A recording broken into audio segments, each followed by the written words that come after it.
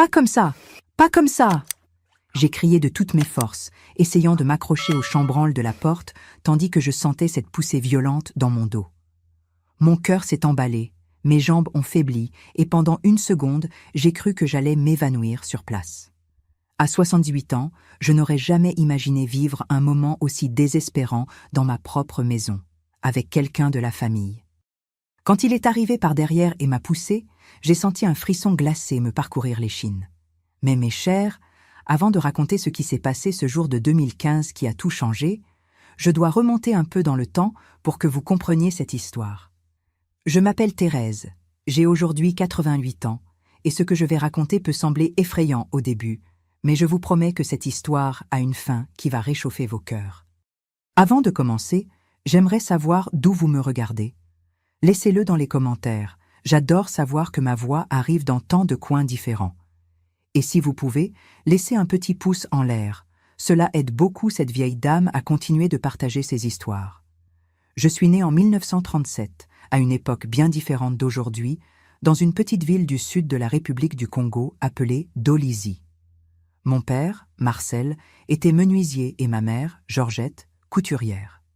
J'ai grandi en regardant mon père travailler de ses mains calleuses, transformant des morceaux de bois en meubles magnifiques qui remplissaient notre maison de cette bonne odeur de sciure et de vernis. Ma mère avait des doigts de fée. Elle faisait des robes si belles que toutes les femmes de la ville voulaient en commander. J'ai appris d'eux la valeur du travail honnête et de la famille unie. Je me suis mariée à 19 ans, en 1956, avec Prosper, un homme travailleur que j'ai rencontré lors d'une fête de village à l'église.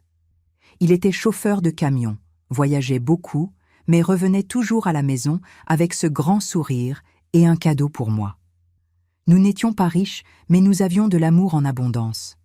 Notre maison était simple, de 3 pièces, avec ce sol en planche que je cirais tous les samedis jusqu'à ce qu'il brille. Les murs étaient blanchis à la chaux, et je gardais toujours un vase avec des fleurs sur le rebord de la fenêtre du salon. Nous avons eu 3 enfants.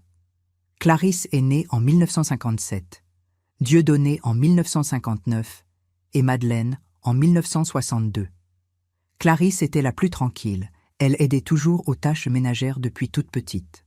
Dieudonné était turbulent, il passait son temps à grimper aux arbres de la cour et revenait tout sale.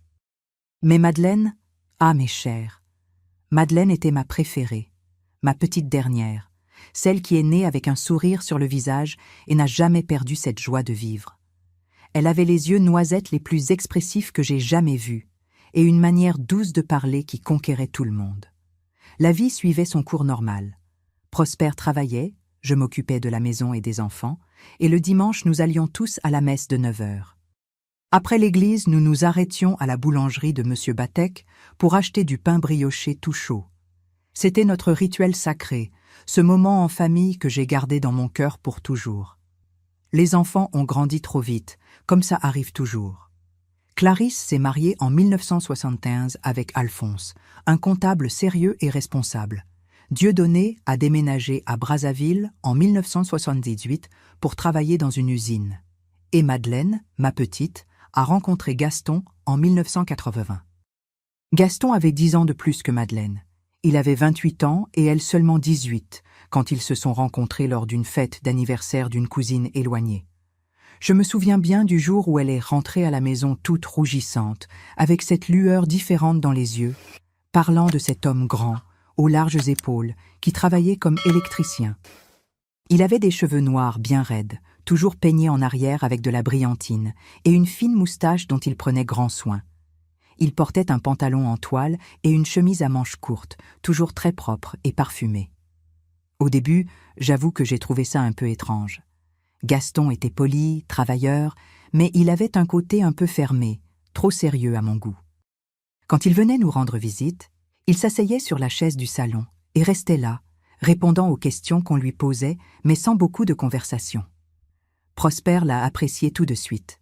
Un homme de peu de mots comprend un autre homme de peu de mots, je pense. Ils ont commencé à se fréquenter et en 1982, ils se sont mariés. Madeleine était radieuse le jour du mariage, avec cette robe en dentelle que j'ai moi-même aidé à coudre, suivant les enseignements de ma mère. L'église était pleine, tout le monde était heureux, et j'ai pleuré d'émotion en voyant ma petite dernière monter à l'autel. Ils sont allés vivre dans une maison louée près de chez nous, dans un quartier simple mais bien tenu. Gaston travaillait beaucoup, partait tôt et rentrait tard, mais ramenait toujours de quoi faire vivre le foyer. Madeleine restait à la maison pour s'occuper du ménage, comme on l'attendait des femmes à l'époque. Elle venait me voir chaque semaine, parfois 2 ou 3 fois, et nous prenions le café ensemble dans la cuisine pendant qu'elle me racontait sa vie de femme mariée. En 1984, leur premier enfant est né, Fabrice. Quelle joie quand Madeleine m'a appelé de la maternité pour me dire qu'elle avait mis au monde un garçon en bonne santé. J'ai couru à l'hôpital si vite que j'ai même oublié de prendre le sac avec les petits vêtements que j'avais préparés. J'ai tenu ce bébé dans mes bras et j'ai senti mon cœur déborder d'amour. Gaston était fier, même s'il ne le montrait pas beaucoup. Il est juste resté là debout à côté du lit, regardant son fils avec son air sérieux. 2 ans plus tard, en 1986, est venue Sylvie. Une autre belle petite fille, avec les yeux de sa mère et le nez de son père. La famille était complète. Leur maison résonnait toujours de rires d'enfants, et j'y allais presque tous les jours pour aider Madeleine avec les petits. Gaston continuait à travailler dur, faisant des installations électriques dans toute la ville. Il était respecté au travail, connu comme un professionnel compétent et honnête. Mais avec le temps, j'ai commencé à remarquer certaines choses qui me dérangeaient. Madeleine était toujours fatiguée, avec ses cernes profonds qui ne partaient pas même après une bonne nuit de sommeil. Quand je lui demandais si tout allait bien, elle souriait de sa manière à elle et disait que c'était juste l'agitation avec les enfants. Mais une mère sent, mes chers. Une mère sent toujours quand quelque chose ne va pas avec son enfant. Ses visites se sont espacées. Avant, elle venait 3 fois par semaine, puis 1 fois, puis tous les 15 jours. Quand j'allais chez eux, Gaston était toujours dans les parages, ne nous laissait jamais parler seuls très longtemps. Il n'était pas grossier, pas du tout, mais il avait cette manière d'être là, présent, comme s'il surveillait. Un jour, en 1988, je suis allée voir Madeleine, et je l'ai trouvée en train de pleurer cachée dans la cuisine. Je lui ai demandé ce qui s'était passé, et elle a dit que ce n'était rien, qu'elle était juste fatiguée. Mais quand j'ai serré ma fille dans mes bras, je l'ai sentie trembler de partout. J'ai insisté pour qu'elle me raconte, mais Gaston est rentré de la rue à ce moment-là, et elle s'est reprise rapidement, a essuyé ses larmes et est allée nous préparer du café. Les années ont passé, et cette mauvaise sensation dans ma poitrine n'a fait qu'augmenter. Madeleine était différente, ce n'était plus cette fille joyeuse et bavarde d'avant. Elle était devenue plus silencieuse, plus renfermée, et avait toujours une excuse pour ne pas participer aux réunions de famille. Quand elle réussissait à venir, elle restait peu de temps et disait vite qu'elle devait rentrer à la maison. En 1993, j'ai perdu mon Prosper. Il a eu une crise cardiaque foudroyante, de celles qui ne laissent même pas le temps de secourir. C'était un mardi matin, il prenait son café quand il a porté la main à sa poitrine et s'est effondré. J'ai appelé l'ambulance, mais quand nous sommes arrivés à l'hôpital, il était déjà parti. Mes chers, la douleur de perdre un compagnon de 37 ans de mariage est quelque chose que je ne sais même pas décrire. On a l'impression qu'on vous arrache un morceau de vous-même. J'étais dévastée, perdue, ne sachant pas comment continuer. Mais je devais être forte pour mes enfants et petits-enfants. Clarisse et Dieudonné me soutenaient beaucoup, venaient me voir régulièrement. Madeleine est venue aussi, mais j'ai remarqué qu'elle était encore plus maigre, avec ce regard fatigué. Je lui ai demandé si elle mangeait correctement, et elle a dit oui, mais une mère reconnaît un mensonge quand elle le voit. Après le décès de Prosper, la maison était devenue trop grande pour moi seule. Clarisse a suggéré que j'aille vivre avec elle, mais je ne voulais être un fardeau pour personne. J'ai préféré rester dans ma maison, avec mes souvenirs, mes odeurs familières, ce parquet que j'avais ciré pendant tant d'années. J'ai appris à vivre seule, faisant mes tâches lentement, cuisinant juste pour moi, regardant ma série de 6 heures. Les années 90 passaient, et je vieillissais, comme c'est naturel dans la vie. Mes jambes n'avaient plus la même force, monter les escaliers devenait plus difficile, et j'ai commencé à utiliser une canne pour m'appuyer. Mais ma tête restait bonne, Dieu merci, et mon inquiétude pour Madeleine ne faisait qu'augmenter. En 1998, Un jour que je n'oublierai jamais, Madeleine est apparue chez moi avec un bleu sur le bras. Elle a dit qu'elle s'était cognée contre l'armoire, mais cette marque était étrange. Elle ressemblait plus à des doigts qui serrent. Mon cœur s'est serré, mais je n'ai pas eu le courage d'insister sur le sujet parce qu'elle était si fragile que j'ai cru qu'elle allait s'effondrer devant moi. J'ai commencé à soupçonner que Gaston n'était pas un bon mari pour ma fille. J'ai essayé de parler avec elle plusieurs fois, mais elle changeait toujours de sujet ou disait que j'imaginais des choses. Que pouvais-je faire? Je ne pouvais pas l'obliger à me raconter, et à mon époque, on apprenait qu'on ne se mêle pas des affaires entre mari et femme. Le nouveau millénaire est arrivé, et avec lui plus d'inquiétude. Fabrice et Sylvie étaient déjà grands, le garçon avait 16 ans et la fille 14. Ils venaient me voir de temps en temps, toujours polis et affectueux, mais j'ai remarqué qu'eux aussi avaient cet air triste, comme s'ils portaient un poids sur les épaules. En 2003, quelque chose s'est passé qui m'a fait très peur. J'étais à la maison quand j'ai reçu un appel de Clarisse me disant que Madeleine s'était évanouie dans la rue et était à l'hôpital. J'ai demandé aux voisins de m'y conduire en vitesse. Quand je suis arrivé, j'ai trouvé ma fille sur le brancard, pâle comme de la cire, recevant une perfusion. Les médecins ont dit que c'était de la déshydratation et de la dénutrition. De la dénutrition! Ma fille avait faim dans sa propre maison. Gaston est arrivé à l'hôpital peu après, tout inquiet, demandant ce qui s'était passé. Il est resté là à côté d'elle, tenant sa main, jouant le rôle du mari dévoué. Mais j'ai regardé dans ses yeux et j'ai vu quelque chose qui m'a glacé de l'intérieur. Je ne sais pas bien l'expliquer, mais c'était comme s'il y avait une froideur là, quelque chose qui ne collait pas avec toute cette inquiétude qu'il montrait. Quand Madeleine est sortie de l'hôpital, j'ai insisté pour qu'elle reste quelques jours chez moi pour se rétablir, mais elle a dit qu'elle ne pouvait pas, qu'elle devait rentrer s'occuper de la maison et de Gaston. Ça m'a brisé le cœur. Ma fille s'effaçait complètement, mettant toujours les besoins des autres avant les siens. Vous qui me suivez jusqu'ici, vous voyez déjà où cette histoire allait? Parfois les signes sont tous là devant nous, mais on ne veut pas les voir parce que ça fait trop mal d'accepter la vérité. Si cette vidéo vous touche, laissez un like pour m'encourager à continuer de partager ces souvenirs. Les années ont passé et j'ai vieilli encore plus. En 2008, j'ai dû subir une opération de la hanche parce que j'avais très mal. Je suis restée quelques mois en convalescence et c'est Madeleine qui est venue s'occuper de moi. Elle dormait chez moi, préparait mes repas, m'aidait à me laver, changeait mes pansements. C'est pendant ces mois que nous avons retrouvé cette proximité d'avant. Un soir, nous étions toutes les deux seules dans le salon, moi allongée sur le canapé et elle assise sur la chaise à côté en faisant du crochet, quand elle a commencé à pleurer doucement. Je lui ai demandé ce qui s'était passé et cette fois, elle n'a pas pu cacher. Entre les sanglots, elle m'a raconté que Gaston avait beaucoup changé après que les enfants ont grandi. Qu'il la contrôlait en tout, depuis l'argent qu'elle pouvait dépenser jusqu'aux personnes avec qui elle pouvait parler. Qu'il surveillait tout ce qu'elle faisait et trouvait toujours quelque chose à critiquer. J'ai senti une colère monter en moi, mais en même temps un soulagement qu'elle s'ouvre enfin. Je lui ai demandé s'il la battait, et elle est restée silencieuse pendant un temps si long que j'ai cru qu'elle n'allait pas répondre. Finalement, elle a dit que c'était déjà arrivé quelquefois, mais qu'elle l'avait provoqué, qu'elle avait fait quelque chose de mal. Mes chers, entendre ma fille assumer la faute pour les coups reçus de son mari a été l'une des choses les plus douloureuses de ma vie.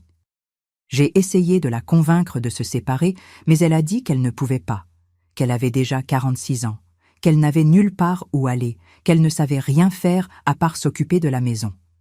Elle a dit aussi que les enfants étaient déjà grands et allaient bientôt partir, et qu'après, elle serait seule avec Gaston, mais qu'elle trouverait un moyen de tenir. J'ai passé des nuits blanches à penser à ma Madeleine piégée dans ce mariage. J'ai parlé avec Clarisse de ça, et elle a été horrifiée aussi, mais nous ne savions pas quoi faire. Dieudonné est même allé parler avec Gaston, mais il a tout nié, a dit que je devenais vieille et que j'inventais des histoires, et que Madeleine était très bien traitée à la maison. Après ces semaines à s'occuper de moi, Madeleine est rentrée chez elle et les choses sont redevenues comme avant. Elle a disparu à nouveau, a arrêté de me rendre visite régulièrement, et quand j'appelais Gaston, disait toujours qu'elle était occupée ou qu'elle dormait. En 2010, quelque chose de merveilleux s'est produit. Fabrice s'est marié avec une très jolie jeune femme appelée Josiane. Sylvie aussi avait trouvé un petit ami, un garçon bien élevé nommé Armand. Voir mes petits-enfants heureux me donnait de la joie, mais en même temps, ça me faisait mal de voir Madeleine dans ce mariage malheureux. Fabrice et Josiane ont eu leur premier enfant en 2011, mon premier arrière-petit-enfant. Un beau garçon qu'ils ont appelé Marcel. J'avais déjà 74 ans et tenir ce bébé dans mes bras m'a rempli d'espoir. La vie continue, n'est-ce pas, mes chers? Malgré toute la douleur qu'on a dans le cœur, la vie continue et apporte de nouvelles joies. C'est en 2012 que les choses ont vraiment commencé à changer. Fabrice a obtenu un très bon emploi dans une autre ville et allait déménager avec sa famille. Avant de partir, il est venu me voir et nous avons beaucoup parlé. Il m'a raconté, les larmes aux yeux, que son père avait toujours été très dur avec eux quand ils étaient enfants. Qu'il criait beaucoup, qu'il était contrôlant, qu'il rendait leur mère triste, mais que maintenant qu'il partait, son inquiétude était de laisser sa mère seule avec son père. Cela a confirmé tous mes soupçons. Ce n'était pas juste mon imagination. Gaston n'était vraiment pas un homme bien. Mais que pouvais-je faire? Madeleine était adulte, elle avait ses propres choix, et aussi douloureux que ce soit, je devais respecter sa décision de rester dans ce mariage. Sylvie s'est aussi mariée cette même année, en 2012, avec Armand. C'était un beau mariage, mais je me souviens que Madeleine était triste, même en essayant de le cacher avec des sourires. Elle perdait ses 2 enfants d'un coup, restant seule avec un mari qui ne la traitait pas bien. Après le départ des enfants, ça a empiré encore plus. Madeleine a tellement maigri que quand je la voyais, j'étais effrayée. Les os apparents, la peau sans vie, les cheveux ternes, elle ressemblait à l'ombre de la femme joyeuse qu'elle avait été. C'est en mars 2015 que tout a changé. J'étais chez moi, avec mes 78 années bien vécues, quand j'ai reçu un appel de Madeleine. Elle pleurait tellement qu'elle pouvait à peine parler. Elle a dit qu'elle devait venir chez moi, qu'elle n'en pouvait plus, que cette fois c'était trop. Je lui ai dit de venir immédiatement. Une demi-heure plus tard, elle est arrivée à ma porte avec une petite valise et les yeux gonflés d'avoir tant pleuré. Elle est entrée dans la maison et s'est effondrée sur le canapé en sanglotant. Je me suis assise à côté d'elle, j'ai passé ma main dans ses cheveux et je l'ai laissée pleurer tout ce qu'elle avait besoin de pleurer. Après un moment, elle a commencé à me raconter. Gaston avait beaucoup empiré après le départ des enfants. Il était devenu encore plus contrôlant, plus agressif. Elle ne pouvait rien faire sans demander la permission. Si la nourriture n'était pas comme il voulait, il jetait l'assiette par terre. Si elle tardait dehors, il était furieux. Il passait son temps à lui dire qu'elle était une incapable, qu'elle ne servait à rien, qu'elle devrait le remercier de l'avoir épousé. La veille au soir, elle avait fait du riz et il avait dit qu'il manquait du sel. Elle s'était excusée et était allée rajouter du sel, mais il avait pris la casserole et avait tout jeté dans l'évier. Puis, il lui avait crié dessus tellement fort qu'elle avait fait une crise de larmes. Il lui avait alors dit qu'elle était faible, qu'elle était pathétique, et était allée se coucher en la laissant pleurer dans la cuisine. C'est à ce moment-là qu'elle avait décidé qu'elle devait partir de là, ne serait-ce que pour quelques jours. J'ai serré ma fille dans mes bras et lui ai dit qu'elle pouvait rester avec moi aussi longtemps qu'elle en avait besoin, que c'était aussi sa maison, qu'ici elle serait en sécurité. Elle a dormi dans la chambre qui avait été la sienne quand elle était enfant, dans ce petit lit simple que je gardais toujours bien fait. Le lendemain, Gaston a commencé à appeler. D'abord, c'étaient des appels calmes, demandant où elle était, disant qu'il était inquiet. Comme elle ne répondait pas, il a commencé à appeler sur mon téléphone. J'ai répondu et lui ai dit qu'elle était avec moi, qu'elle allait bien et qu'elle allait rester quelques jours pour me tenir compagnie. Il n'a pas aimé du tout, a dit que la place d'une épouse était à la maison avec son mari, mais je lui ai dit que ma fille allait rester avec moi, et c'est tout. Les jours ont passé et pour la première fois depuis longtemps, j'ai vu Madeleine recommencer à sourire. Elle aidait aux tâches ménagères, cuisinait avec moi, nous regardions les séries ensemble sur le canapé, nous parlions de tout. C'était comme si elle avait renaît. La couleur était revenue sur son visage, ses yeux brillaient à nouveau, et même sa façon de marcher était plus légère. Gaston appelait tous les jours, toujours plus insistant. Il disait qu'il avait besoin d'elle à la maison, qu'il avait tout arrangé, qu'il allait changer. Mais cette fois, Madeleine tenait bon. Elle a dit qu'elle ne reviendrait que si les choses changeaient vraiment, s'il la traitait avec respect. C'est pendant ce temps que Clarisse a suggéré une idée. Elle a dit que ce serait peut-être bien que j'aille vivre définitivement avec Madeleine dans sa maison.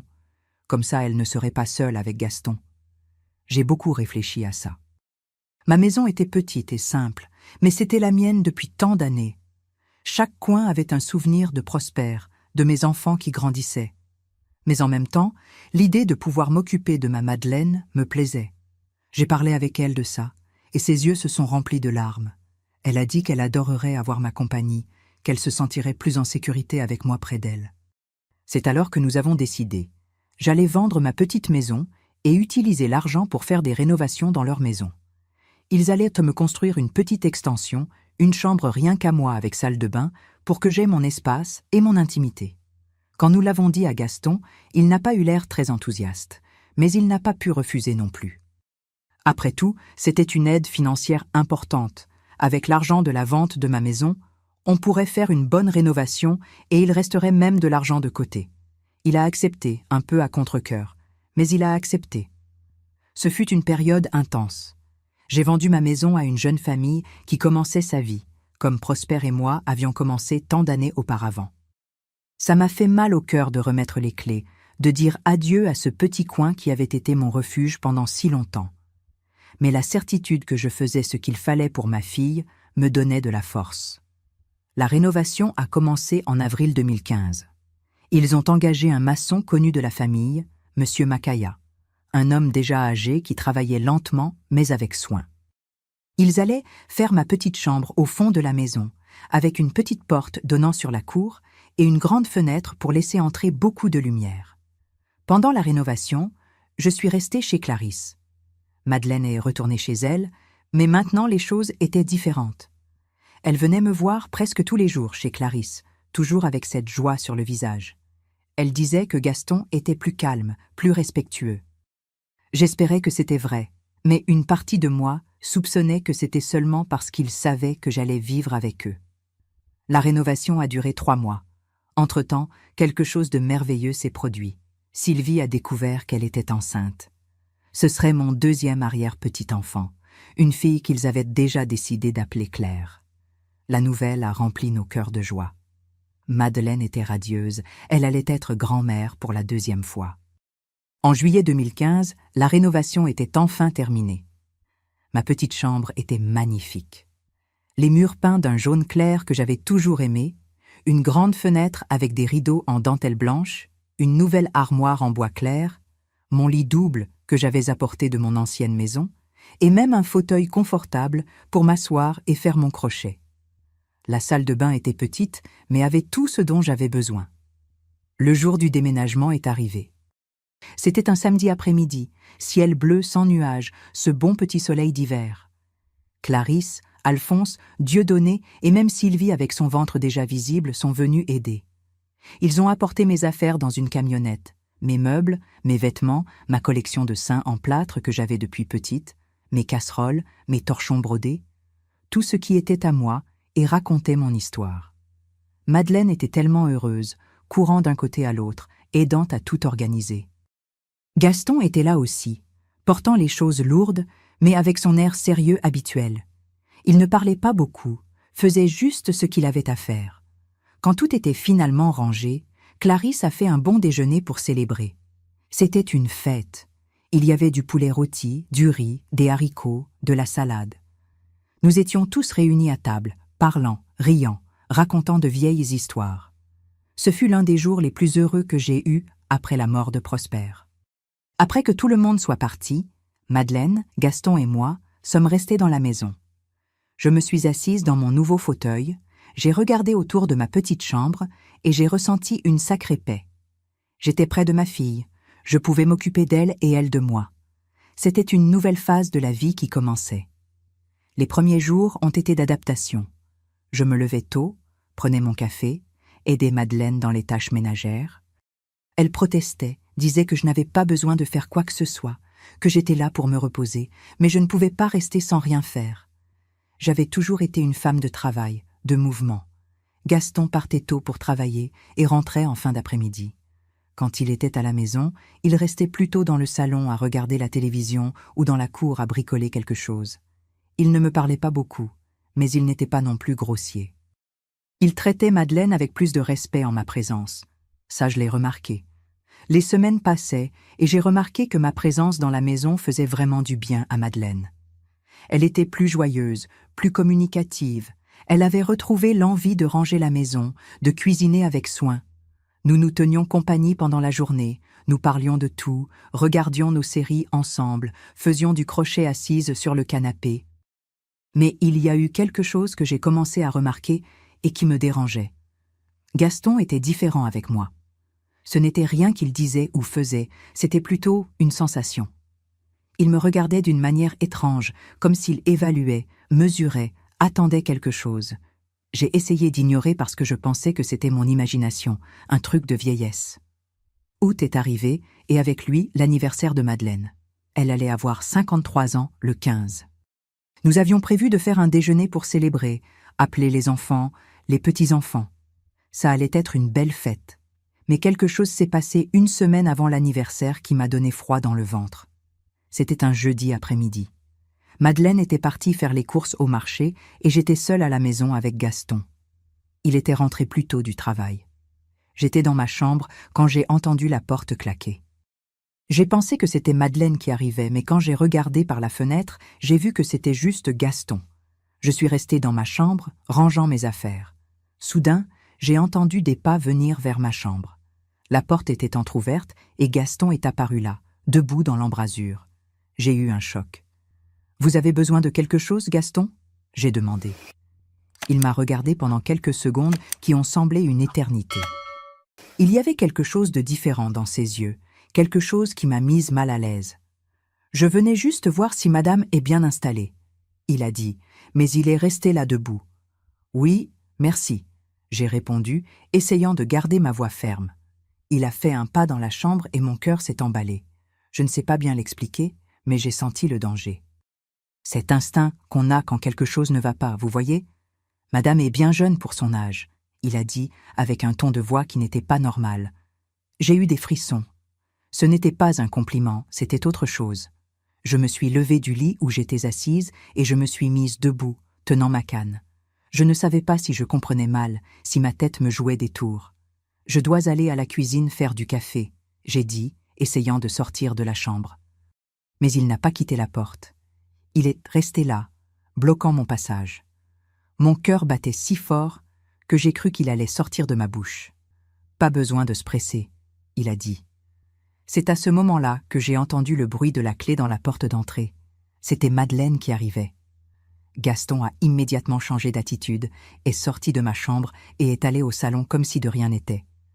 Je suis restée là tremblante, essayant de comprendre ce qui venait de se passer. Est-ce que c'était réel ou c'était dans ma tête ? J'ai décidé de ne rien dire à Madeleine, parce que je n'étais pas sûre, et je ne voulais pas créer de problème pour rien. Mais après ce jour-là, je suis devenue plus attentive. J'ai remarqué que chaque fois que Madeleine sortait et que Gaston était à la maison, il trouvait un moyen d'apparaître près de ma chambre. Il trouvait des excuses bidons, disant qu'il allait chercher un outil dans la petite remise qui était à côté de ma chambre, ou qu'il allait arroser les plantes de la cour. Il avait toujours une excuse, mais je sentais ses yeux sur moi, me donnant la chair de poule. J'ai alors décidé que je n'allais plus rester seule à la maison avec lui. Chaque fois que Madeleine devait sortir, j'allais avec elle, peu importe si c'était juste pour aller à la boulangerie ou au marché. Elle trouvait ça un peu étrange parce qu'avant, je restais à me reposer à la maison, mais j'inventais que j'avais envie de faire un tour, de prendre l'air. Le jour de son anniversaire est arrivé, le 15 août. Nous nous sommes levés tôt pour tout préparer. Nous avons fait une feijoada soignée, du riz bien séparé, une farofa croustillante, une vinaigrette colorée. Clarisse a apporté le gâteau, une belle chose toute décorée avec de la crème et des fraises. Fabrice est venu avec Josiane et le petit Marcel, qui avait déjà 4 ans et était un amour d'enfant. Sylvie est arrivée avec Armand, et ce gros ventre, il ne restait qu'1 mois avant la naissance du bébé. C'était un déjeuner merveilleux. La maison était pleine de monde, de rire, de joie. Madeleine était radieuse, avec une nouvelle robe fleurie qu'elle avait achetée spécialement pour l'occasion. Gaston était même plus détendu que d'habitude, parlant avec les gendres, jouant avec le petit-fils. On aurait dit une famille normale, heureuse. Après le déjeuner, les hommes sont allés au salon regarder le football et nous les femmes sommes restées dans la cuisine à parler pendant que nous lavions la vaisselle.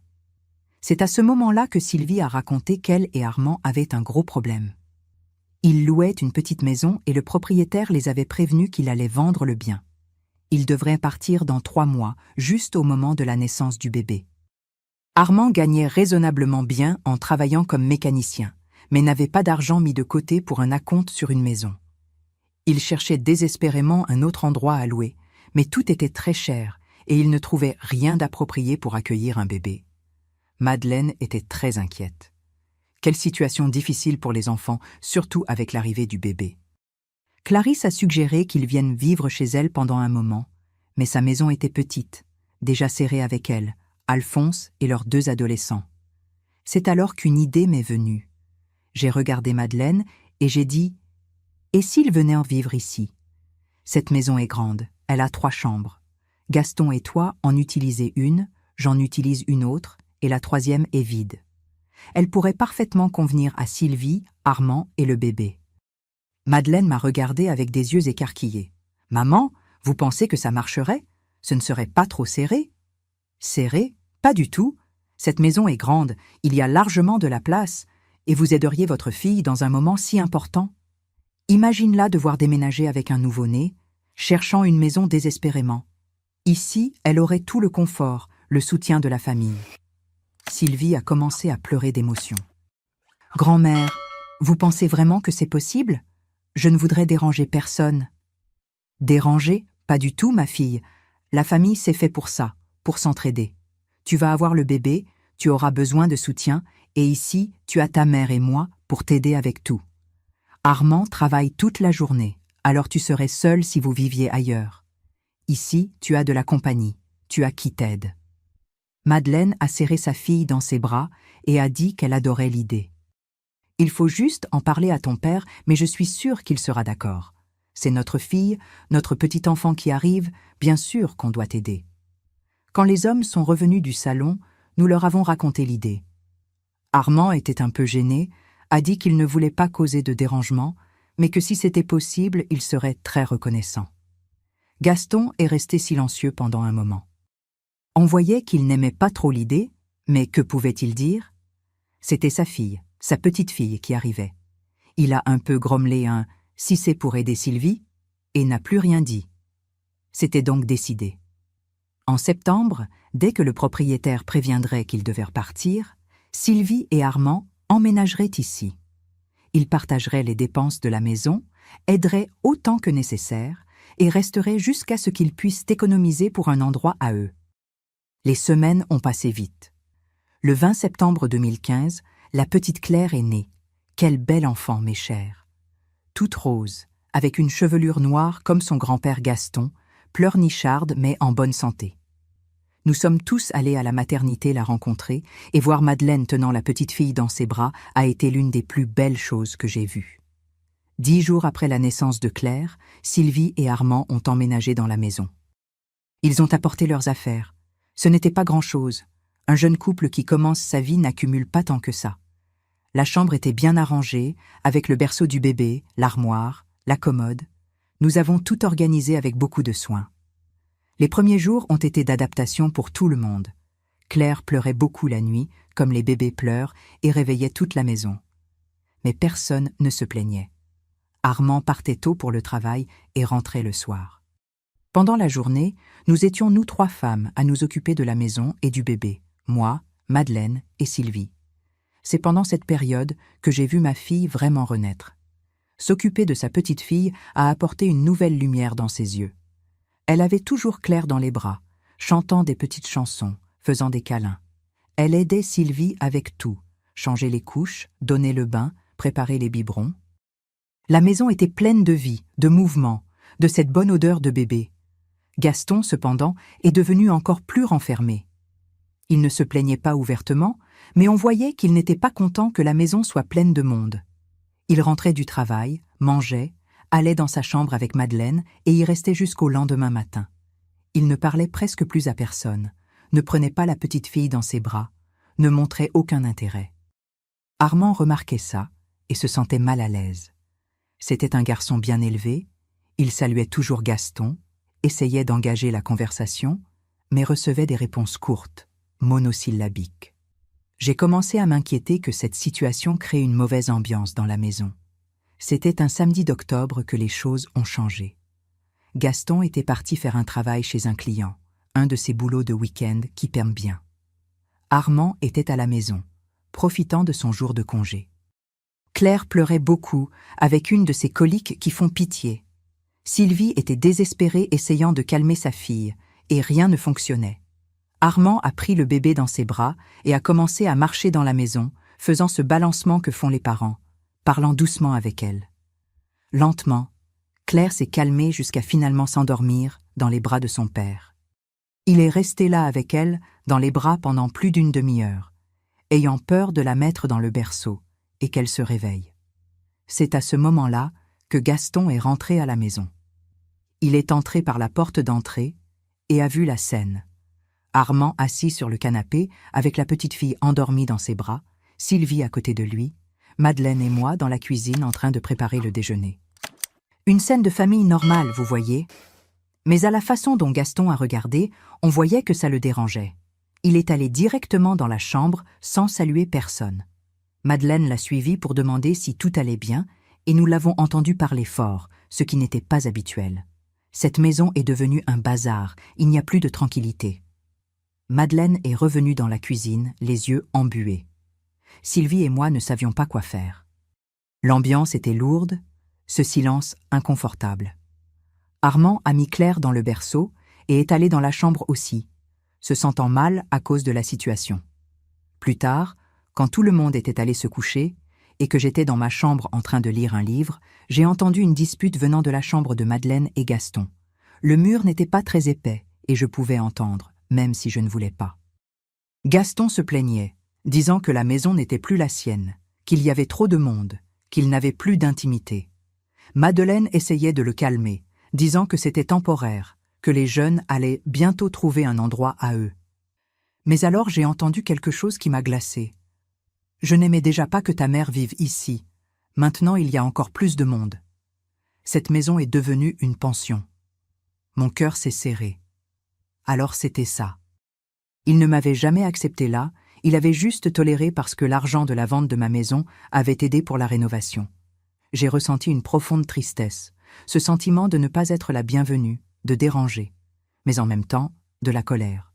Comment osait-il parler ainsi de la mère de sa propre femme?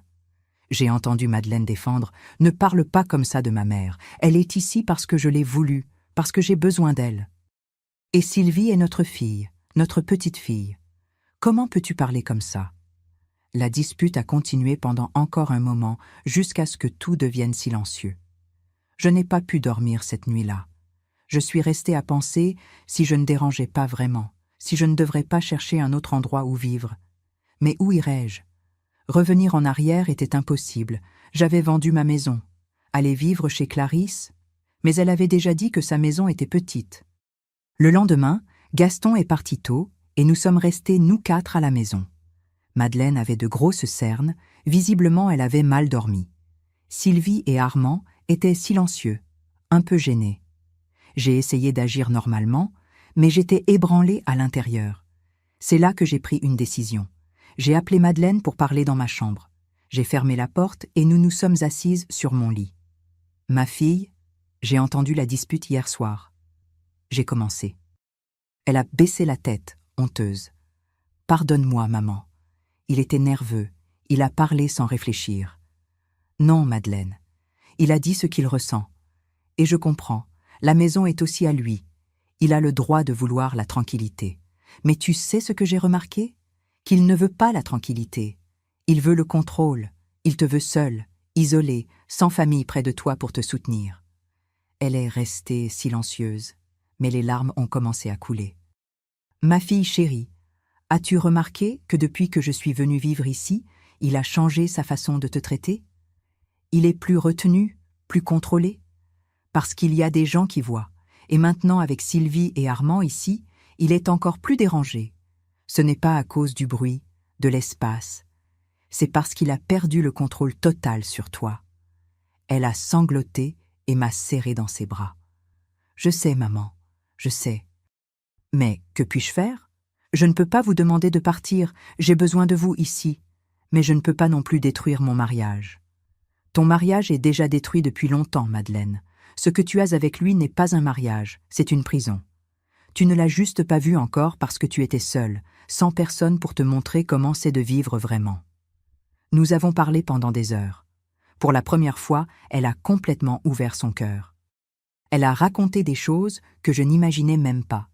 Les humiliations constantes, les insultes, les fois où il la poussait, les jours sans lui parler comme punition pour n'importe quelle bêtise. Elle a raconté que depuis des années, ils ne ressentèrent plus rien l'un pour l'autre, qu'ils dormèrent dans le même lit mais étaient des étrangers. Qu'elle vivait sur la pointe des pieds, avec peur de faire quelque chose de mal et de réveiller sa fureur.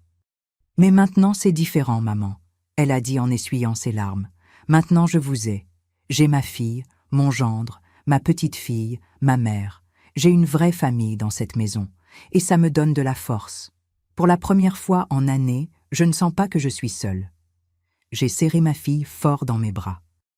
Là, dans cette chambre, nous avons pleuré ensemble toutes les deux, elle libérant des années de douleurs gardées, et moi me sentant impuissante de ne pas avoir perçu avant l'ampleur de sa souffrance.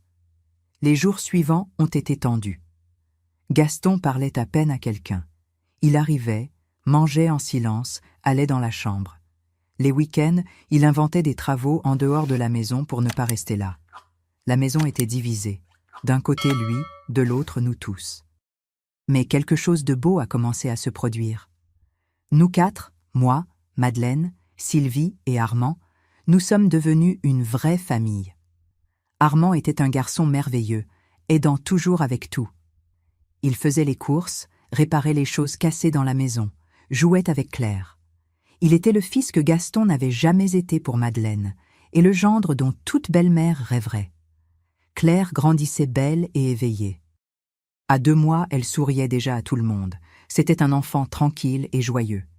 Voir ce bébé dans la maison a apporté une joie qu'on ne ressentait plus là depuis longtemps. Même Madeleine était différente. Plus ferme, plus décidée, plus elle-même. Novembre est arrivé, et avec lui la chaleur. Armand travaillait beaucoup, faisant des heures supplémentaires, économisant de l'argent pour pouvoir donner un acompte sur une maison. Il ne voulait dépendre de personne. Il était fier dans le bon sens, du genre qui veut conquérir les choses par son propre travail. Un samedi après-midi, il était en train de réparer sa voiture qui avait un problème. Il était tout sale de graisse, sous la voiture, quand Gaston est rentré à la maison. Pour la première fois en semaine, Gaston s'est arrêté et a demandé ce qui s'était passé avec la voiture. Armand a expliqué le problème et Gaston, qui s'y connaissait pas mal en mécanique à cause des outils électriques, s'est proposé pour aider. Ils sont restés là tous les deux tout l'après-midi à réparer la voiture.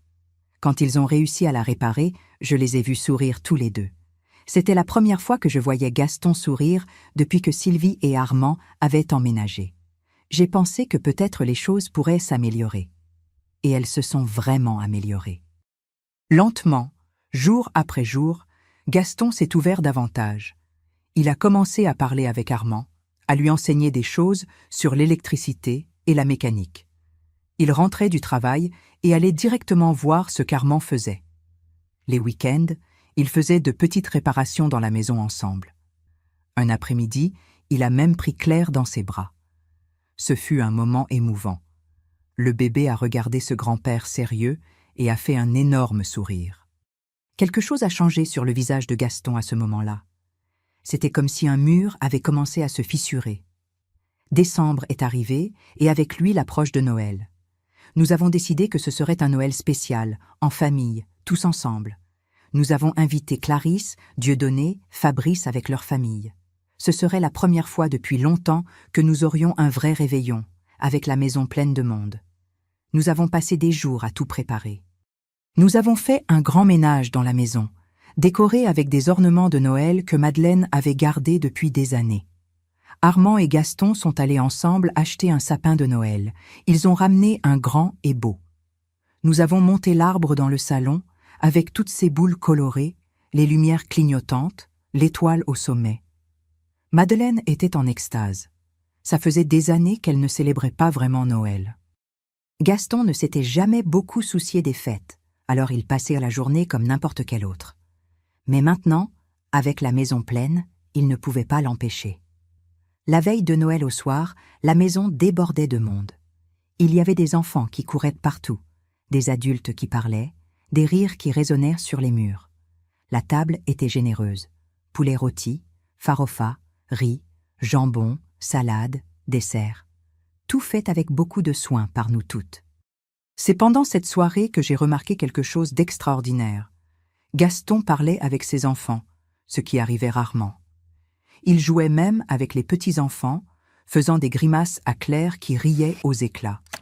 C'était comme si cet homme fermé, dur, contrôlant, s'ouvrait lentement. Après le réveillon, nous sommes tous restés au salon à parler. C'est alors que Fabrice a dit quelque chose qui m'a surprise. « Papa, je voulais te dire quelque chose. J'ai toujours pensé que tu ne nous aimais pas beaucoup, Sylvie et moi, quand nous étions enfants. Tu étais très sérieux, très distant. Mais en te voyant avec Armand maintenant, en te voyant avec Claire, je réalise que peut-être tu ne savais pas comment démontrer l'amour. Et c'est bon, papa. L'important, c'est qu'on est là maintenant, ensemble, et on peut recommencer. » Le silence qui est tombé dans le salon était profond. Tout le monde regardait Gaston, attendant la réaction. Il est resté immobile pendant un temps qui a semblé une éternité, les yeux embués. Puis, pour la première fois que je voyais en toutes ces années, il a parlé avec le cœur. « Je n'ai pas eu de père, Fabrice. Mon père m'a abandonné quand j'avais 5 ans. J'ai été élevé seulement par ma mère, une femme dure qui devait travailler toute la journée pour nous faire vivre. Je n'ai jamais appris comment être père parce que je n'ai jamais eu d'exemple. J'ai fait de mon mieux, mais je reconnais que ce n'était pas suffisant. J'ai été distant, j'ai été dur. Je pensais que c'était comme ça qu'un homme devait être, fort, pourvoyeur, sans sentimentalisme. J'avais tort. » Madeleine a commencé à pleurer. C'était la première fois en plus de 30 ans de mariage qu'elle entendait son mari s'ouvrir comme ça. Gaston a continué. « Quand vous étiez petit, j'avais peur. Peur d'échouer, peur de ne pas être assez bon, peur de montrer de la faiblesse. Alors je me suis fermé. J'ai été le pourvoyeur, l'homme de la maison, mais je n'ai pas été le père dont vous aviez besoin. Et avec toi, Madeleine. » Il a regardé ma fille, et pour la première fois, j'ai vu de la vulnérabilité dans ses yeux. « Je t'aime. Je t'ai toujours aimé. Mais je ne sais pas le démontrer. Ma mère disait toujours qu'un homme ne montre pas ses sentiments, que c'était un truc de femme. Alors j'ai tout gardé ici dedans. » Il a frappé sa poitrine. « Et dans le processus de garder, j'ai fini par te faire du mal. Je t'ai contrôlé parce que j'avais peur de te perdre. J'ai été dur parce que je ne savais pas être doux. Quand tu es venue vivre ici, Thérèse, j'étais en colère. Pas parce que je ne t'aimais pas, mais parce que j'ai senti que je perdais encore plus le contrôle de ma propre maison, de ma vie. » Il a essuyé les larmes qui coulaient sur son visage. « Mais tu sais ce que j'ai réalisé ces derniers mois? Que le contrôle n'est pas l'amour. Que la famille n'est pas une question de pouvoir, c'est une question de connexion. Voir Madeleine heureuse en s'occupant de sa petite fille, voir la maison pleine de vie, voir Armand ici m'aidant et m'apprenant qu'un homme peut être doux sans être faible, ça me change. Je suis vieux, j'ai déjà 63 ans, mais ce n'est pas trop tard pour changer, n'est-ce pas? » Personne ne pouvait retenir ses larmes. Ce fut l'un des moments les plus beaux et les plus émouvants que j'ai vécus. Fabrice s'est levé et a serré son père dans ses bras. Sylvie a fait de même. Madeleine est restée là, paralysée, comme si elle ne pouvait pas croire ce qu'elle entendait. Gaston s'est approché d'elle et a pris sa main. « Pardonne-moi pour toutes ces années. Pardonne-moi d'avoir été un si mauvais mari. Je veux recommencer. Je veux apprendre à te rendre vraiment heureuse. Je ne sais pas si je vais réussir à changer complètement, ce sont des décennies de mauvaises habitudes. Mais je veux essayer, si tu me donnes cette chance. » Madeleine l'a serré dans ses bras, et ils sont restés là tous les deux, pleurant ensemble, pendant que nous regardions tous cette scène de rédemption. C'était comme si des années de rancœur, de douleur, de ressentiment commençaient à se dissoudre dans cette étreinte. Le Noël 2015 a été inoubliable. Pas pour les cadeaux, pas pour la nourriture, mais pour le miracle auquel nous avons assisté. Un homme fermé et blessé qui s'ouvrait, une famille qui guérissait, l'amour triomphant de la peur et de l'orgueil. Après cette nuit, les choses ont vraiment changé. Gaston a commencé à faire de la thérapie, quelque chose qu'il a lui-même suggéré, à la surprise de tous. Il a dit qu'il avait besoin d'aide professionnelle pour apprendre à gérer ses émotions, son passé, ses traumatismes. Ce fut un acte de courage immense pour un homme de cette génération, élevé pour être dur et ne pas montrer de faiblesse. Les semaines passaient et la transformation était visible. Gaston a commencé à parler plus, à sourire plus. Il a commencé à demander à Madeleine comment s'était passée sa journée, à la remercier pour la nourriture, à la complimenter quand elle rangeait la maison. De petits gestes qui semblent insignifiants, mais qui signifiaient le monde pour elle. Avec Armand, il a développé une vraie amitié. Les deux passaient les week-ends à faire des choses ensemble, réparant ce qui était cassé, construisant une petite table pour la chambre de Claire, rénovant la cour. Gaston enseignait et apprenait aussi. Armand avait une légèreté, une façon jeune de voir le monde qui était contagieuse pour le beau-père. Et avec moi, Gaston a peu à peu construit une relation de respect et d'affection. Il a commencé à me saluer le matin, à me demander si j'avais besoin de quelque chose, à me remercier quand je faisais quelque chose. Un après-midi, il s'est assis à côté de moi sur la véranda et a dit « Merci d'être venue vivre ici, Thérèse. Je sais qu'au début, je n'ai pas été accueillant, mais vous avez sauvé cette famille. Vous avez sauvé mon mariage. Vous m'avez sauvé. » J'ai pleuré quand il a dit ça. C'était la reconnaissance que j'avais besoin d'entendre, la confirmation que ma présence ici avait fait la différence. Janvier 2016 est arrivé avec ses pluies d'été. Claire avait 4 mois, potelée et en bonne santé. Armand continuait à économiser de l'argent, mais n'était plus pressé. Lui et Sylvie étaient heureux là, faisant partie de cette famille devenue si unie. C'était un dimanche après-midi, tous réunis au salon après le déjeuner, que Gaston a fait une annonce. « J'ai une proposition à faire. Armand, Sylvie, je sais que vous économisez de l'argent pour acheter une maison. Mais et si, au lieu de ça, on agrandissait cette maison? Il y a de la place sur le terrain. On pourrait construire une pièce de plus, faire une suite plus grande pour vous et Claire. Comme ça, vous auriez votre espace, mais on resterait tous ensemble. » Armand était surpris. « Mais Gaston, je ne peux pas accepter ça. C'est votre maison. C'est notre maison. » Gaston a corrigé. « C'est celle de la famille. Vous êtes la famille. Et sincèrement, je ne veux plus que vous partiez. J'ai appris ces derniers mois que la famille unie est la famille forte. Seule avec Madeleine, je me perdais. Mais avec vous ici, avec Thérèse, avec cette maison pleine de vie, je me suis trouvée. » Madeleine était radieuse. Sylvie pleurait d'émotion. Armand était sans voix, trop ému pour parler. « On peut utiliser l'argent que vous avez économisé comme investissement dans l'agrandissement. Vous ne vivrez pas par charité, vous vivrez dans votre maison aussi. On peut même faire un document formalisant qu'une partie de la maison est à vous. Qu'en pensez-vous ? » C'est ainsi que nous avons décidé. Dans les mois suivants, nous avons commencé à planifier l'agrandissement. Armand et Gaston ont dessiné ensemble le plan de la nouvelle suite. Une grande chambre avec dressing, salle de bain complète, et encore un petit espace qui pourrait être un bureau ou une chambre pour quand Claire grandirait. Les travaux ont commencé en mars. Cette fois, Gaston et Armand ont fait la plus grande partie du travail eux-mêmes, embauchant de l'aide seulement pour des choses spécifiques. Ils travaillaient ensemble les week-ends, suaient ensemble, riaient ensemble. C'était beau à voir. Pendant la semaine, la routine de la maison suivait tranquillement. Madeleine et moi nous occupions de Claire pendant que Sylvie faisait les tâches ménagères. Nous cuisinions ensemble, nous nous tenions compagnie. Nous regardions le bébé grandir et découvrir le monde. Ce furent des mois de paix et de joie pure. Les travaux étaient terminés en juin 2016. La suite était magnifique, spacieuse, aérée, avec une grande fenêtre donnant sur la cour. Sylvie a décoré avec beaucoup de soin, choisissant des rideaux, achetant de nouvelles parures de lit, mettant de petits tableaux sur les murs. Dans le coin, il y avait le berceau de Claire, tout bien rangé. Nous avons fait une petite fête pour inaugurer la nouvelle pièce. Nous avons invité toute la famille. Ils ont fait un barbecue dans la cour. C'était une belle journée d'hiver, avec ce petit soleil doux et le ciel bleu. Les enfants jouaient, Les adultes parlaient, et au centre de tout était Gaston, souriant vraiment, serrant ses enfants dans ses bras, tenant sa petite fille.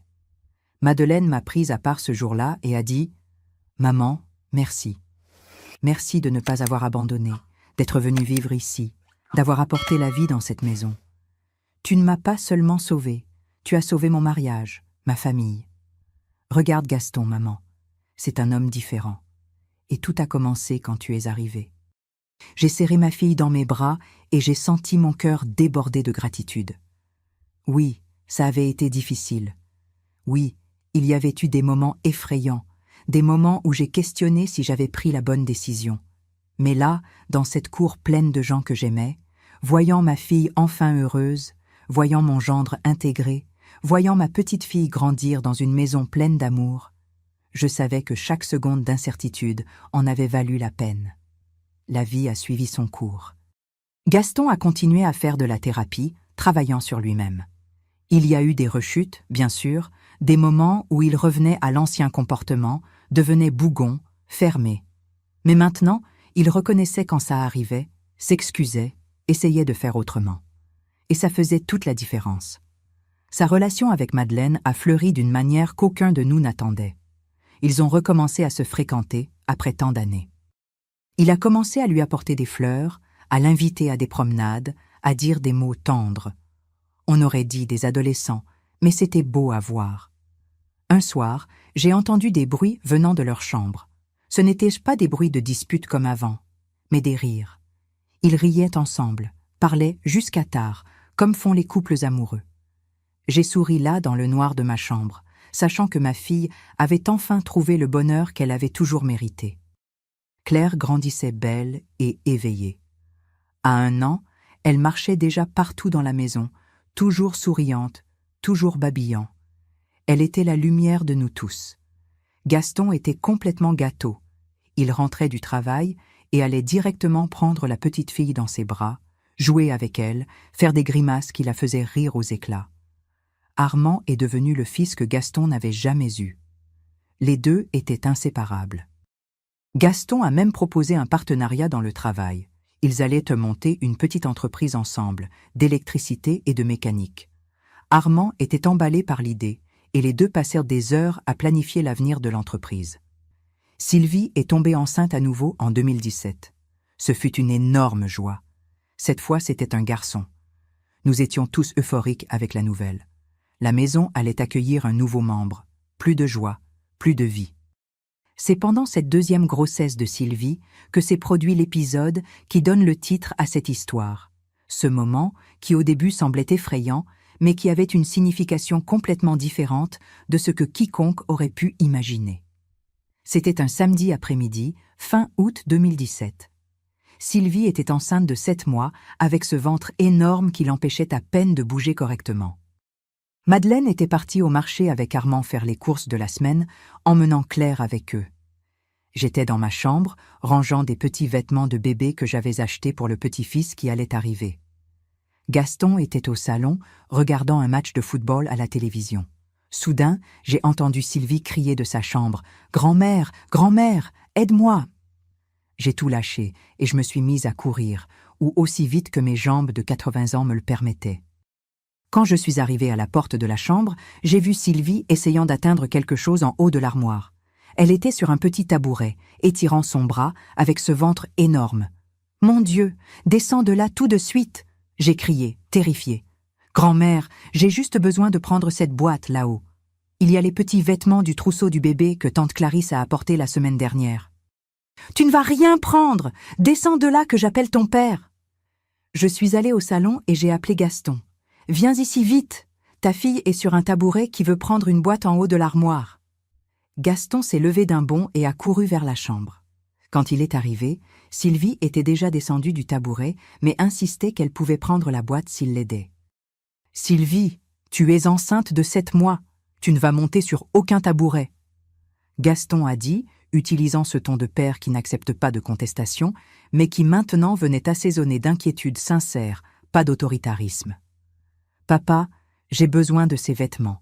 Je veux tout laver aujourd'hui, parce que la météo annonce du soleil pour toute la semaine. Si je laisse pour plus tard, il peut commencer à pleuvoir et... Alors je vais le prendre pour toi. Il a interrompu. Où est-ce cette boîte? Sylvie a pointé vers le haut de l'armoire. C'était une grande boîte en carton, tout au fond, poussée vers l'arrière. Gaston a regardé, évalué la situation. L'armoire était haute, il devrait monter sur le même tabouret pour atteindre.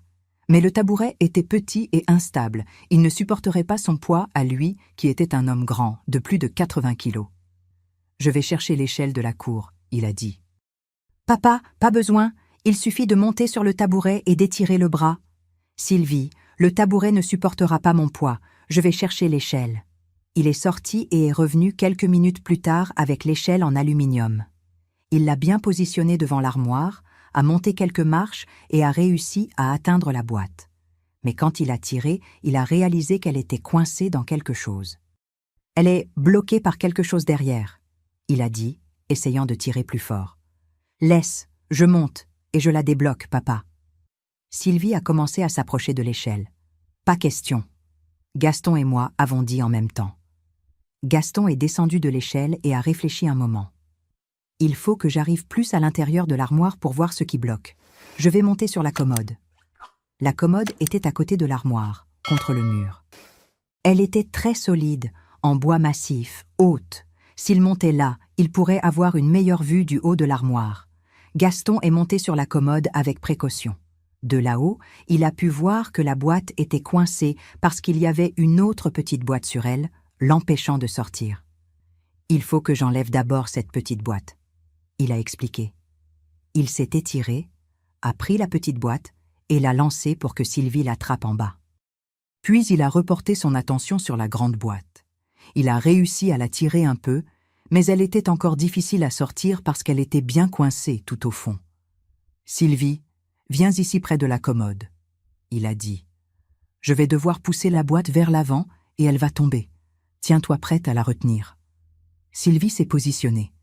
Je suis restée à côté d'elle, prête à aider aussi, même si avec mon âge et ma force, je ne sais pas combien j'aurais aidé. Gaston a finalement réussi à débloquer la boîte. Il l'a poussée fort vers l'avant et la boîte a commencé à glisser du haut de l'armoire. Mais elle était plus lourde qu'il ne l'imaginait et quand elle a commencé à tomber, elle a pris de la vitesse. La boîte est tombée directement vers Sylvie. Elle a essayé de la retenir, mais avec ce ventre énorme, elle ne pouvait pas bouger assez vite. J'ai essayé de la tirer sur le côté, mais mes forces n'étaient plus les mêmes. C'est à ce moment-là que Gaston, encore sur la commode, a vu le danger. Sans réfléchir à deux fois, il a sauté de la commode, une hauteur considérable, et est tombé juste derrière Sylvie. Les bras tendus, il a poussé sa fille sur le côté, la sortant de la trajectoire de la boîte qui tombait. « Pas comme ça !»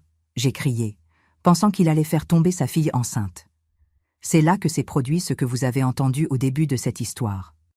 Gaston est arrivé par derrière Sylvie et l'a poussée sur le côté, assez fort pour la sortir du chemin, mais assez contrôlé pour ne pas lui faire mal.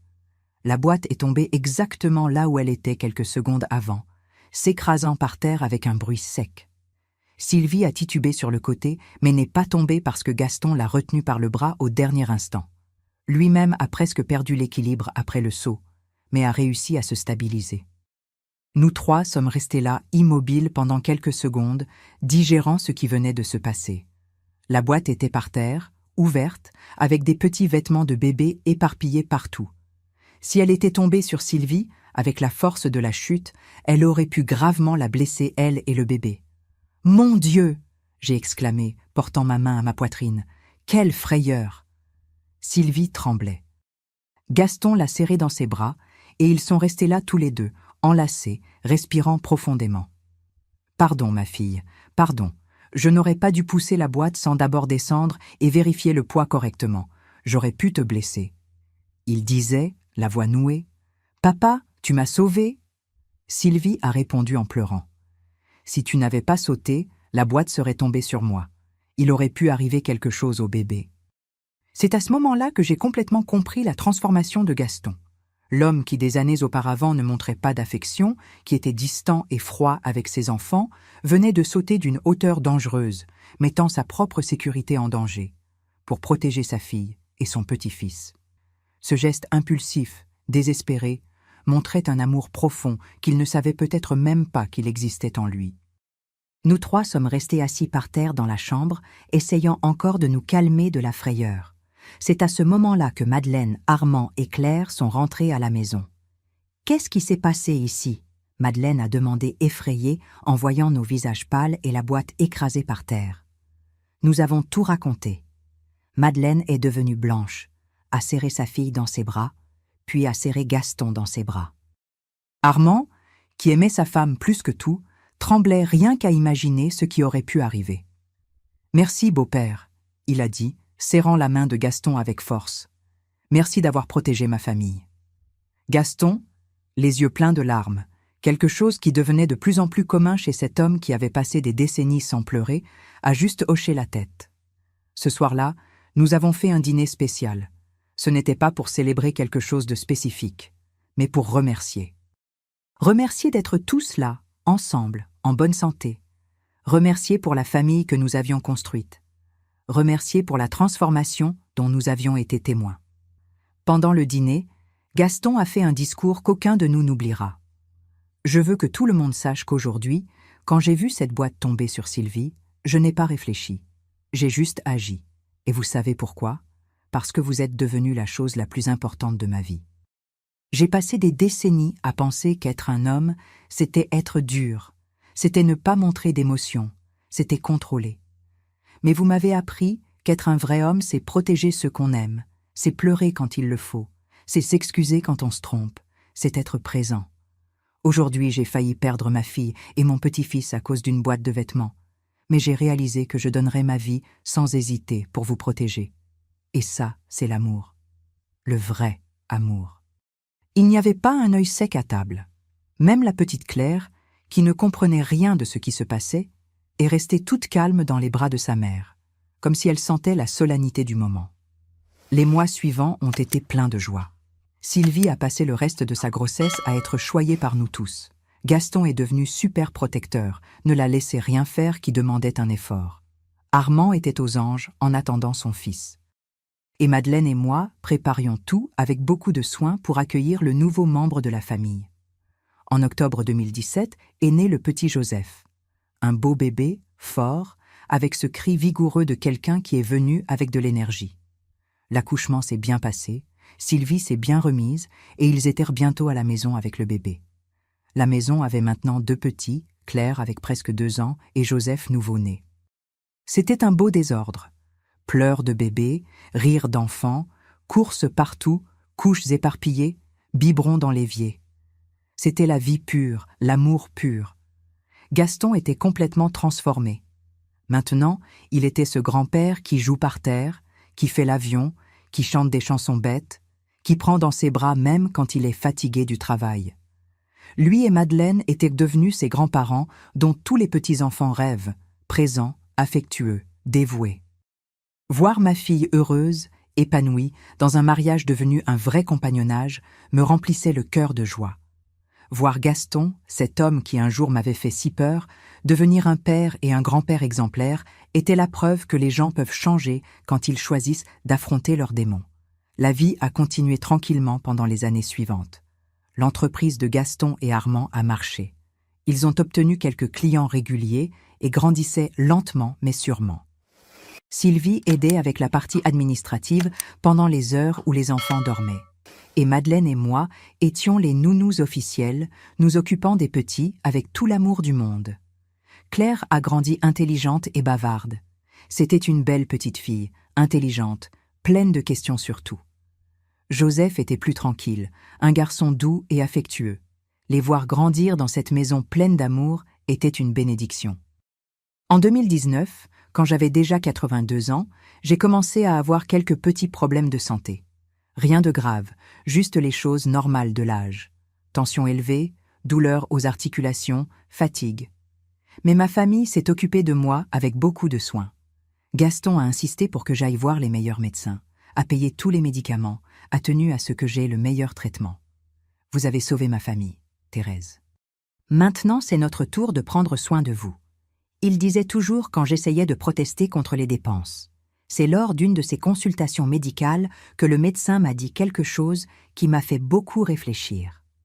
Madame Thérèse, vous avez 82 ans, mais vous avez l'énergie de quelqu'un de 70 ans. Vous savez pourquoi? Parce que vous avez un but. Vous avez une famille que vous aimez et qui vous aime. Vous avez une routine. Vous avez de la joie. Beaucoup de personnes âgées de votre âge dépérissent parce qu'elles se sentent inutiles, isolées. Mais vous avez de la chance. Vous avez une belle famille autour de vous. Je suis rentrée à la maison en pensant à ces paroles. C'était vrai. J'avais eu la chance, ou la sagesse, de prendre une décision il y a des années qui avait tout changé. Si j'étais restée seule dans ma petite maison, mourant d'inquiétude pour Madeleine à distance, je serais probablement déjà partie. Mais j'étais là, vivante, active, faisant partie de cette belle famille. L'année 2020 est arrivée apportant cette terrible pandémie qui a ravagé le monde. Ce fut une période difficile pour tout le monde. Nous devions rester à la maison, ne pouvions pas recevoir de visites, porter des masques tout le temps. Mais vous savez quoi? Pour nous qui vivions déjà tous ensemble, ce n'était pas si terrible.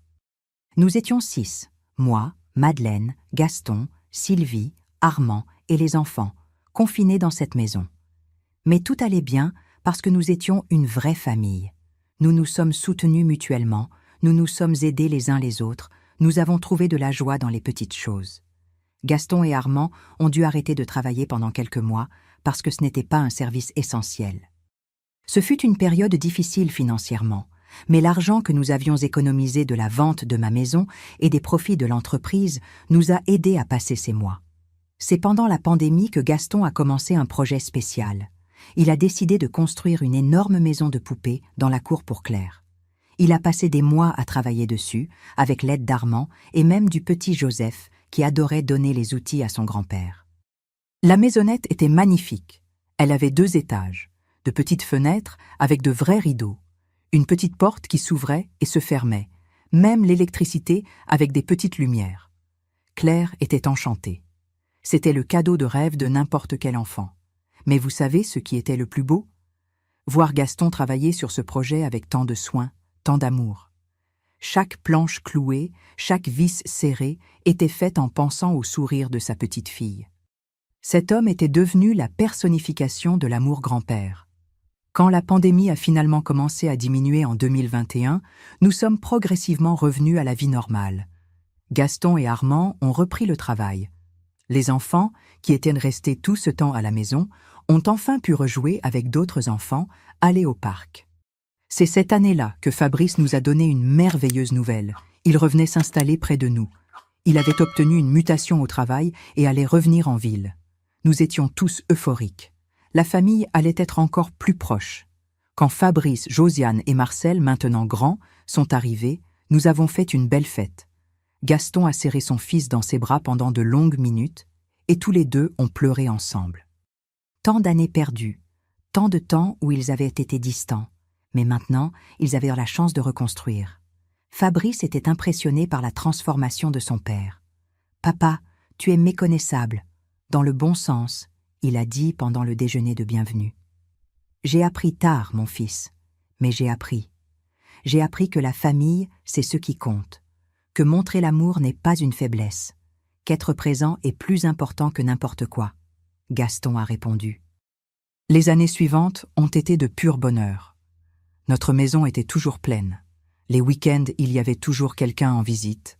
Les anniversaires étaient célébrés avec des fêtes. Noël et le Nouvel An étaient d'énormes réunions.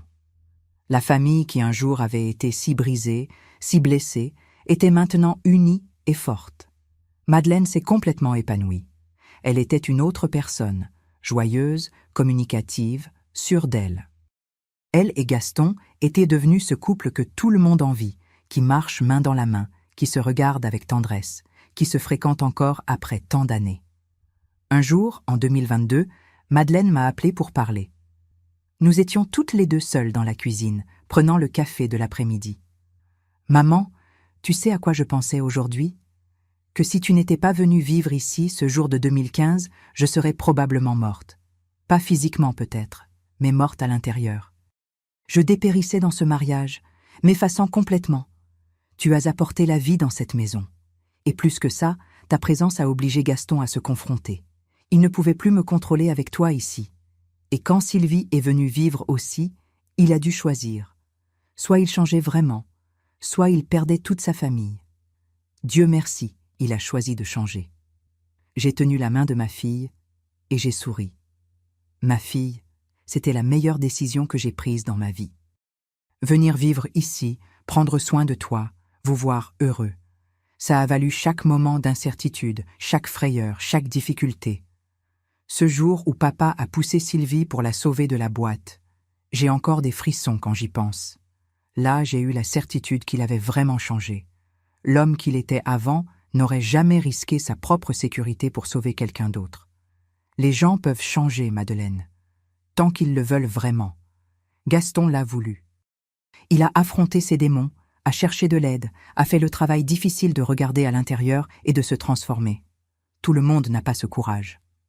Nous sommes restés là à parler pendant des heures, nous rappelant tout ce que nous avions traversé, toutes les difficultés, toutes les victoires. C'était une conversation de gratitude, de célébration, de reconnaissance que nous avions réussi. Nous avions sauvé une famille qui semblait perdue. Aujourd'hui, en 2024, j'ai 87 ans. Ma santé n'est plus la même, bien sûr. Je me fatigue plus facilement, j'ai besoin de plus d'aide pour certaines choses. Mais je suis heureuse, immensément heureuse. Je vis dans une maison pleine d'amour, où je suis respectée et soignée. Je vois ma fille et mon gendre s'aimer vraiment tous les jours. Je vois ma petite-fille et mon petit-fils grandir fort et en bonne santé, dans une maison où l'amour n'a jamais manqué. Je vois Gaston être le grand-père le plus dévoué qui existe, jouant par terre avec les enfants, même après une journée de travail fatigante. Claire a maintenant 9 ans et c'est une belle fille, studieuse, pleine de rêves. Joseph a 7 ans et c'est un garçon doux, sensible, qui adore dessiner. Tous les deux m'appellent Mamité et viennent toujours me raconter leur journée, me montrer leurs créations, me demander de raconter des histoires de mon époque. Gaston, maintenant âgé de 72 ans, est devenu mon vrai ami. Nous parlons de tout, nous rions ensemble, nous jouons au domino les dimanches après-midi. Qui aurait dit que cet homme qui m'avait fait si peur un jour deviendrait quelqu'un de si cher? Armand et Sylvie construisent une belle vie ensemble. Leur entreprise avec Gaston se développe bien, ils ont même embauché un employé. Sylvie pense reprendre ses études, faire une formation technique en administration. C'est maintenant une femme sûre d'elle, décidée, qui sait ce qu'elle veut. Et Madeleine, ma chère Madeleine, est radieuse.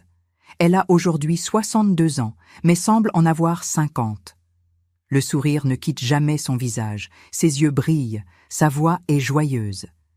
Elle s'est trouvée dans la vie, a trouvé son but, a trouvé le bonheur. Parfois, quand je suis seule dans ma chambre le soir, je pense à tout ce qui s'est passé.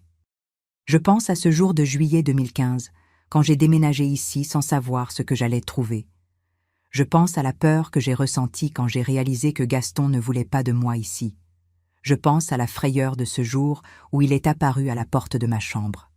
Je pense à tous les moments difficiles que nous avons vécus. Mais surtout, je pense aux beaux moments. Le Noël 2015, quand Gaston s'est ouvert pour la première fois. Le jour où il a sauvé Sylvie et Joseph de la boîte qui tombait. La naissance des petits-enfants. Les fêtes de famille. Les dimanches de déjeuner tous ensemble. Les rires dans la cuisine. Les histoires racontées sur la véranda. Les étreintes serrées. Les « je t'aime » dits sans honte. J'ai appris pendant ces années que la famille n'est pas une question de perfection. C'est une question d'imperfection acceptée, d'erreurs pardonnées, de secondes chances données. C'est être présent même quand c'est difficile. C'est choisir de rester même quand ce serait plus facile de partir. Parfois, on me demande, des gens de l'église, des voisins, des connaissances, quel est le secret d'une famille heureuse? Et je réponds toujours la même chose, la présence. Être présent. Pas seulement physiquement, mais émotionnellement. Voir la souffrance de l'autre et ne pas tourner le dos. Avoir le courage d'intervenir quand nécessaire, mais aussi la sagesse de savoir quand laisser l'autre résoudre. Si je n'avais pas pris la décision de venir vivre ici, l'histoire serait différente. Probablement Madeleine continuerait dans ce mariage malheureux, dépérissant peu à peu. Gaston continuerait à être cet homme fermé, perdant l'opportunité de connaître le véritable amour de la famille. Sylvie et Armand seraient seuls, luttant sans soutien. Et je serais seule dans ma petite maison, inquiète mais impuissante. Mais j'ai choisi différemment. J'ai choisi de vendre ma maison, de laisser mes souvenirs derrière, de déménager dans un endroit où je n'étais pas la bienvenue initialement. Et ce choix a sauvé non seulement ma fille, mais toute une famille. Aujourd'hui, quand je regarde autour de moi et que je vois Claire faisant ses devoirs sur la table de la cuisine pendant que Madeleine prépare le dîner, Joseph jouant dans la cour avec grand-père Gaston, Sylvie et Armand parlant des projets de la journée, je ressens une paix profonde. Je sens que ma vie a eu un but, que j'ai fait la différence. Mes chers qui m'avaient suivi jusqu'ici dans cette longue histoire, vous avez vu que toutes les histoires qui commencent par la peur ne finissent pas en tragédie. Parfois, la peur est juste la poussée dont nous avons besoin pour tout changer. Ce cri que j'ai poussé, pas comme ça. Quand je pensais que Gaston allait blesser Sylvie, était en fait le cri d'une grand-mère protégeant sa petite-fille. Mais c'était aussi, symboliquement, le cri que j'avais poussé des années auparavant quand j'avais décidé que, comme ça, ne pouvait pas continuer. Ma fille souffrant, isolée, malheureuse. Gaston est arrivé par derrière et a poussé. Mais il n'a pas poussé pour blesser, il a poussé pour sauver. Et ça a été l'histoire de notre famille, nous poussant les uns les autres, non vers la destruction, mais vers le salut. Nous sortant de la zone de confort, nous forçant à grandir, à changer, à devenir de meilleures versions de nous-mêmes. Si vous qui me regardez êtes dans une situation difficile, que ce soit dans une relation, avec la famille, avec vous-même, je veux vous dire quelque chose. Le changement est possible. Ce n'est pas facile, ce n'est pas rapide, mais c'est possible. Parfois nous devons faire le premier pas, même avec peur. Parfois nous devons accepter l'aide. Parfois nous devons confronter. Parfois nous devons pardonner. Mais par-dessus tout, nous devons choisir l'amour. Le véritable amour, qui n'est pas seulement un sentiment, mais une action. L'amour qui protège, qui corrige, qui est présent, qui n'abandonne pas. Gaston aurait pu choisir de rester dans l'orgueil, la dureté, le contrôle. Mais il a choisi le chemin difficile, reconnaître ses erreurs, chercher de l'aide, changer des schémas de décennies. Et aujourd'hui, il récolte les fruits de ce choix. Une famille unie, des petits-enfants qu'il adore, un vrai mariage, la paix intérieure. Madeleine aurait pu choisir de continuer dans le malheur, par peur, par conformisme, en pensant qu'il était trop tard pour changer. Mais elle a accepté l'aide qui lui était offerte et a eu le courage d'exiger le respect, de se valoriser, de renaître. Sylvie et Armand auraient ne pu être trop fiers pour accepter l'aide de la famille. Mais ils ont compris qu'accepter le soutien n'est pas une faiblesse, c'est de la sagesse. Et aujourd'hui, ils construisent une vie solide, entourée d'amour. Et j'aurais pu rester dans ma maison, confortable mais inquiète, me plaignant mais sans agir. Mais j'ai choisi de bouger, j'ai choisi d'être partie de la solution, j'ai choisi d'être présente, et je ne regrette pas une seule seconde. Aujourd'hui, quand je regarde en arrière et que je vois tout le parcours, je sais que chaque larme en valait la peine. Chaque moment d'incertitude, chaque frayeur, chaque difficulté, tout en valait la peine pour arriver où nous sommes aujourd'hui. Alors mes chers, si cette histoire vous a touché d'une manière ou d'une autre, laissez votre commentaire pour me le dire. Combien d'entre vous ont déjà dû prendre une décision difficile pour la famille? Combien ont déjà vu quelqu'un se transformer complètement? Combien croient qu'il n'est jamais trop tard pour changer? Dites-moi d'où vous regardez, j'adore savoir que mon histoire arrive loin. Et si vous connaissez quelqu'un qui a besoin d'entendre ce message d'espoir, partagez cette vidéo. Parfois, une histoire comme la mienne peut être la poussée dont quelqu'un a besoin pour changer sa propre vie. N'oubliez pas de laisser votre like et de vous abonner à la chaîne. J'ai beaucoup d'autres histoires à raconter, des histoires de douleur, mais aussi de dépassement, de lutte, mais aussi de victoire. Parce que la vie n'est pas seulement une chose ou l'autre, c'est tout mélangé. Et c'est justement dans les difficultés que nous découvrons notre force. Je veux remercier Dieu tous les jours pour la famille que j'ai. Pour Madeleine, qui même après tant de souffrances a réussi à pardonner et reconstruire. Pour Gaston, qui a eu l'humilité et le courage de changer. Pour Sylvie et Armand, qui ont rempli cette maison de vie nouvelle. Pour les enfants, qui nous rappellent tous les jours ce qui compte vraiment, et d'être ici, en bonne santé, à 87 ans, pouvant témoigner de tout ça. La vie est courte, mes chers. Ne perdez pas de temps avec un orgueil idiot, des rancunes gardées, des relations toxiques qui ne font que drainer l'âme. S'il y a de l'amour, battez-vous pour lui. Si vous avez une famille, valorisez-la. Si vous avez une chance de recommencer, saisissez-la. Il n'est jamais trop tard tant qu'il y a la vie. Et si vous êtes dans une situation où vous pensez qu'il n'y a pas d'issue, je veux dire, il y en a. Il y en a toujours. Parfois, la solution est plus proche qu'on ne l'imagine. Parfois, c'est juste une question d'accepter l'aide, de mettre l'orgueil de côté, de faire le premier pas même avec peur. Je regarde ma vie aujourd'hui et je vois que je n'ai rien à redire. J'ai un toit, de la nourriture, une santé raisonnable pour mon âge et surtout, j'ai de l'amour. Beaucoup d'amour. Je suis soignée, respectée, aimée.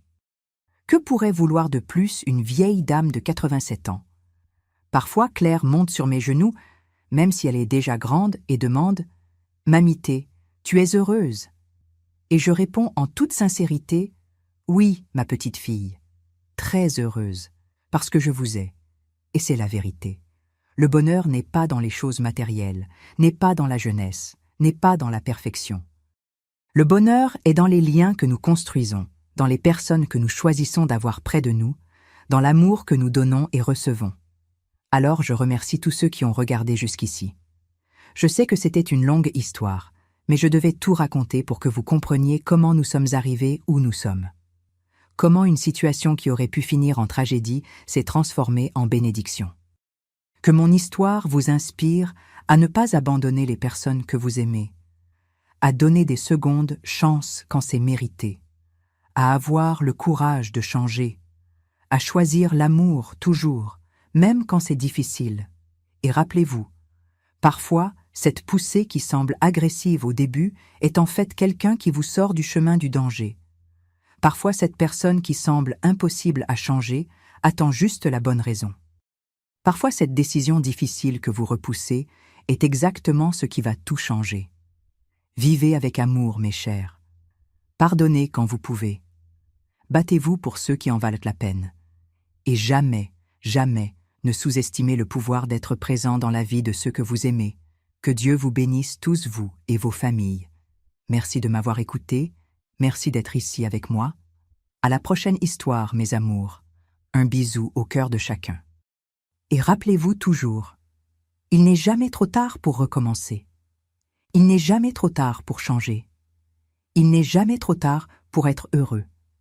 Restez avec Dieu, mes chers. Et n'oubliez pas, la famille, c'est tout. Prenez soin des vôtres, valorisez chaque moment, parce que le temps passe vite et on ne revient pas en arrière. Ce qu'on peut faire, c'est vivre chaque jour de la meilleure façon possible, avec amour, avec présence, avec vérité. Une étreinte serrée de cette petite vieille à chacun de vous. À bientôt.